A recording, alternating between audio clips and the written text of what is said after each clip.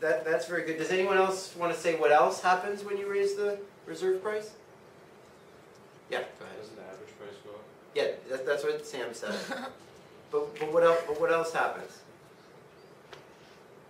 Yeah. Don't you have less of a chance of selling sometimes? Yeah, exactly. So why would you have less of a chance of selling it? Because you're decreasing the difference between your S and the new sale price. So the old sale price and the new sale price. Yeah. So there are less people who are willing to buy it at that rate. Yeah, so there's a chance that no one will bid above the reserve price, right? Exactly. And in that case, you'll fail to sell it. So you can sort of think of moving around this reserve price as being like, I'm using this to move around my average price, and as the average price moves up, the probability of sale moves down, right? So it's just like a demand curve, right? The higher the average price, the lower the probability of sale. And this is exactly, yeah, go ahead. Aren't a lot of websites not allowed to do this anymore? Like non-auction websites like Amazon? Yeah. They're not allowed to track your IP and see how many times you visited a product page or something?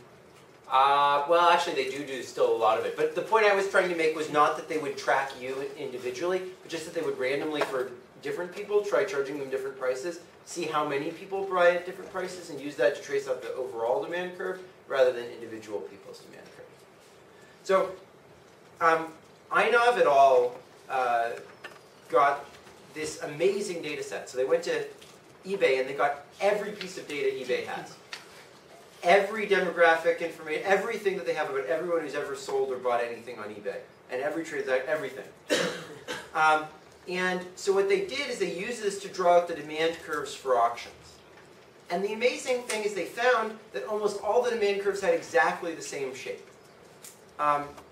That is, they found that no matter which category of product you were talking about, or how valuable the thing was, the shape of the demand curve looked almost exactly the same. But this turned out to be a very funny shape. So the marginal revenue curve associated with this was actually increasing in some parts. It wasn't decreasing like the ones we were talking about. And here, the marginal cost is constant. Why? Well, the marginal cost is just, as a function of how often you sell the good, is just your value for not selling the good, times the probability with which you sell it. And so that's just constant marginal cost, right? The total cost to you is the probability you sell it times your value for it, and that's constant in the probability that you sell it, right? And so because the marginal revenue curve decreases, increases, and then decreases again, there may be multiple intersections between the marginal cost and the demand, marginal revenue curve.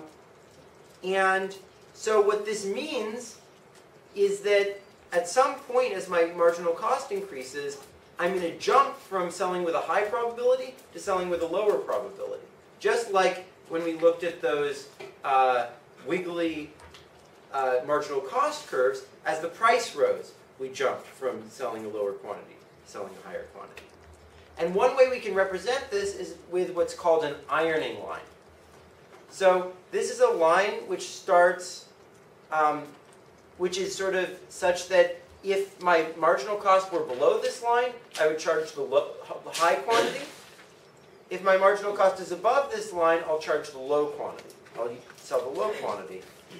And in order to construct this, what I did is I took all their demand curves, which are all very similar, and I drew a curve through them which fits them very nicely. It's a third-degree polynomial fit. And I used this to build the marginal revenue curve, and then I drew in the ironing line. And the ironing line, as you'll see here, so let me just describe what I did. So here's a bunch of these demand curves that they drew, that they found for different categories of the value of the product. And then to make their prices all similar, they took sort of the average value of that product and they just normalized the price by that. And so here's what the demand curves look like. As you see they're sort of pretty normal here, but then they get super convex here. They just like flatten out a ton. And here's all the kinky ones that they have. These just come from real data. But then I drew this blue line, this blue curve, which is a nice smooth fit through those curves. Right? Just so that we can take the derivative of it. Taking the derivative of it gives us this marginal revenue curve, which, oh, look, it goes down, but then it comes back up again, and then it comes down again. And so I drew this ironing line through it, which is the line such that the area above this line and below the curve and the area vice versa is the same. That's exactly the line where if my marginal cost is below this, I'm going to produce over here. If my marginal cost is above this, I'll produce over here. And so what that means is that if my marginal cost is slightly below this, I charge this price. But if it's slightly above it, I charge this price way up here. Which means that no one will ever charge a price between here and here. That is, when my marginal cost increases by a little bit, my optimal price jumps up to this higher level. And in fact, that's exactly what you see on eBay. So if you look at the reserve prices, they're either at about like 40% or below of the value of the object, in which case you're selling with a very high probability your expected price is way down here. On the other hand, if you other goods sell at a reserve price of about 80%, in which case you're over here. And almost no one is in between, which is exactly what you would expect from this analysis. Okay, so monopoly has two basic effects on welfare in markets. The first is that it raises prices. And the main effect of raising prices is to transfer resources from the consumers to the monopolists. But on the other hand, and that's really just a transfer. That's not a loss, deadweight loss to society. It's just moving money from consumers to monopolists.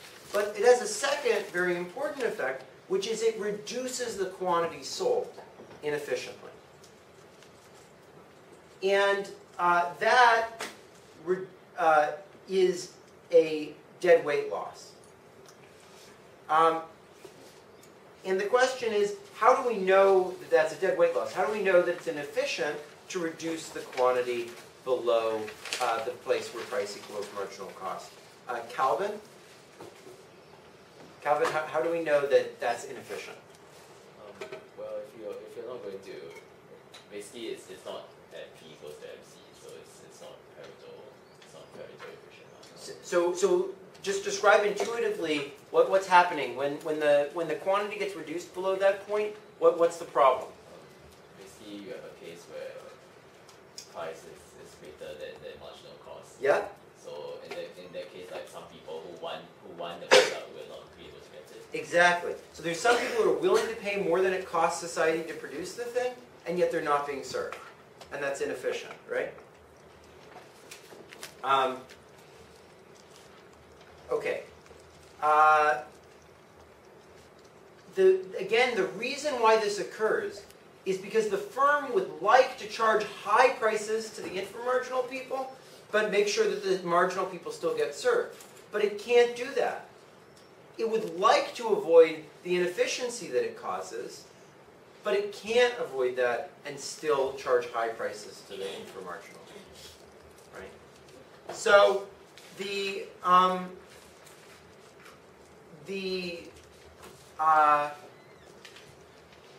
there are many examples of this type of inefficiency in real life. So for example, music isn't freely available to anyone who wants to listen to it. You have to pay for the music. And Eric, why is that inefficient, that music isn't freely available?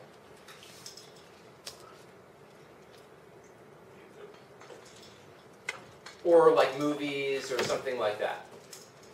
Like just pure information goods. Why would it be more efficient if anyone could, download any song they wanted for free?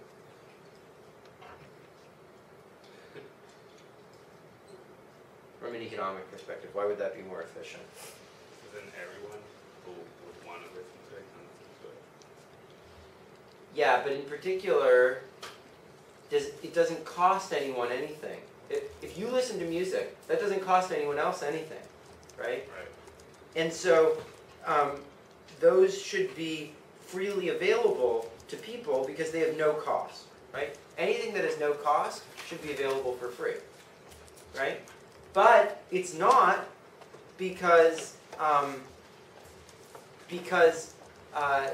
someone has a patent over that, someone has a monopoly, and they use that to raise the price, right? And that's an inefficient loss from the monopoly power. Another good example of that is, often you notice if you go to a really big city that sometimes of day when it's not so busy, you'll go into a parking lot and many of the parking spots in there will be empty.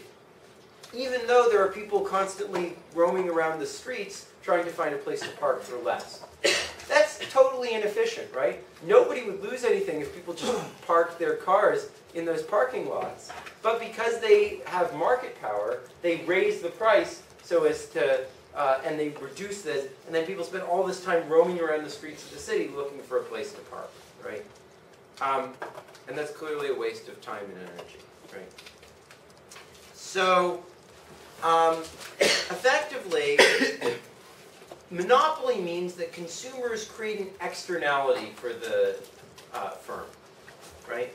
Because if the consumers buy more, then the firm is going to make more profits, right? It's making a profit for every person who buys the product, which is the markup. And that's not mediated through the price system, right? There's no one who's gets an offsetting cost when the consumer buys from that firm. And therefore, it's an externality. And this naturally suggests a Pigouvian solution, right? We said whenever there's an externality, there should be a subsidy, right? You could subsidize people purchasing goods from a monopolist. Or you could just regulate the firm's price to be down equal to marginal cost. Or you could have a cap and trade, where you say the firm has to produce exactly a certain amount, which is the efficient amount. And some of these things are used in practice. In fact, that's what we're going to explore in Lecture 12. But they're much less common than you would think, given our analysis of externalities. In Lecture 13, we'll talk about some of the reasons why. Another common solution to this problem is if certain, like you sort of explored on your problem set, one solution to externalities is if there's prestige associated with something. So one solution to the products not being bought enough is if monopoly products are thought to be prestigious or socially valuable, that can help deal with this inefficiency. One way to do that is firms can advertise their products and try to make them cool, and this can make people buy them even for more than they would really be willing to pay for them. So for now, we're going to treat it as if this cannot be easily internalized, as if it's a real deadweight loss. And to the extent it is, we can just measure it like we do any other deadweight loss, right? It's the triangle formed by the amount of the externality or the amount of the tax and the efficient quantity, right? In particular, we can measure the deadweight loss triangle. The only difference here versus any other deadweight loss triangle is that the size of it is determined by the monopolist's optimum. So it'll have a particular relationship to monopoly profits that we'll explore in a couple minutes. So the triangle is going to be the area bounded by the supply curve, the demand curve, and the equilibrium quantity. And the monopoly profits can be measured graphically in two ways. They're either the area between the price and the marginal cost curve, right? Because the price times the quantity is the revenues, and the area under the marginal cost curve is the cost. And so the area between the price and the marginal cost curve is the profits. Or you can measure them as the area between the marginal revenue curve and the marginal cost curve. Because if you add up all the area underneath the marginal revenue curve, that's the total revenues. The area underneath the marginal cost curve is the total cost. Similarly, you can measure the